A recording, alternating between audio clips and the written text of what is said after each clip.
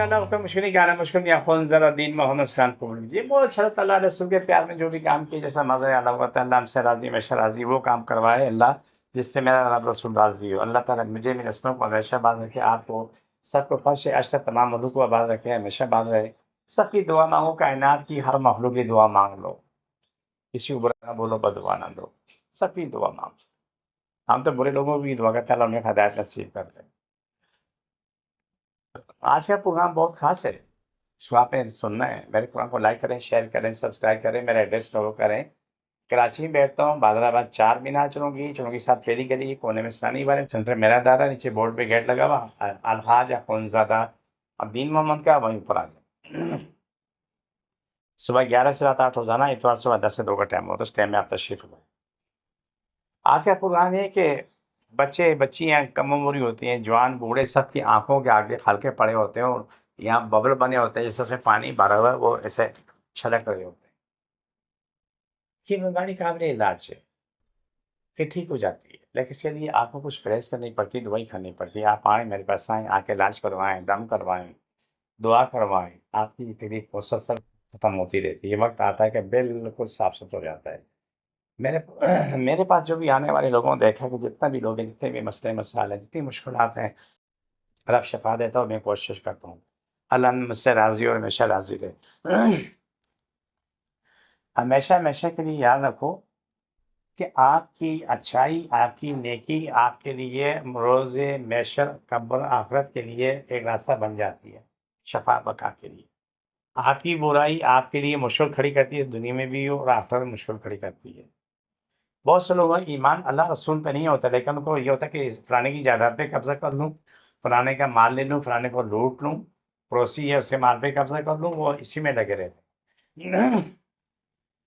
लेकिन उनके अंदर खौफ खुदा नहीं होता। नमाज ही पढ़ते हैं, ये नहीं, काफ़िर नहीं है, मुसलमान है, नमाज पढ़ते हैं, दाढ़ी में रखी होती है, लेकिन हराम जब तक उनके हलक में ना जाए, वो हराम खाए बगैर उनको खाना हज़म नहीं होगा।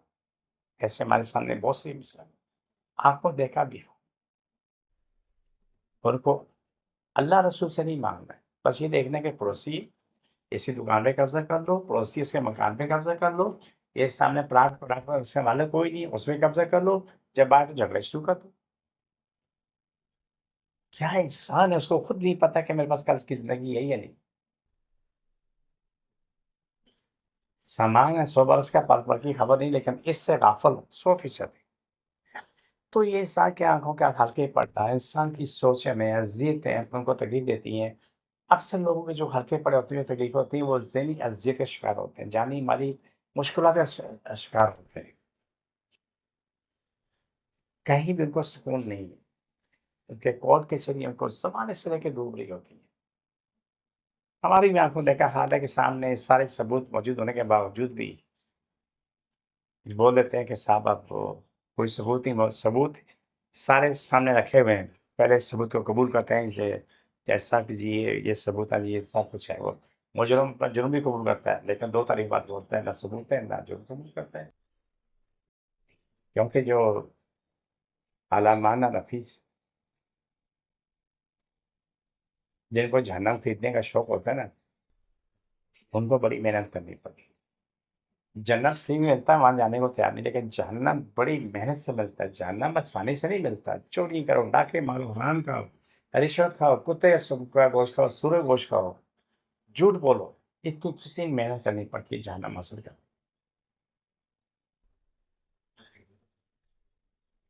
क्योंकि मेरा आँखों देखा हाल था, साफ थे।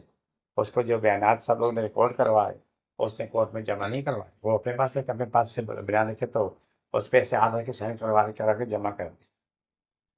जल्दी जल्दी करो, जल्दी करो, जल्दी। क्या उनकी औलादें पैसे हलाल पे पल लेंगे?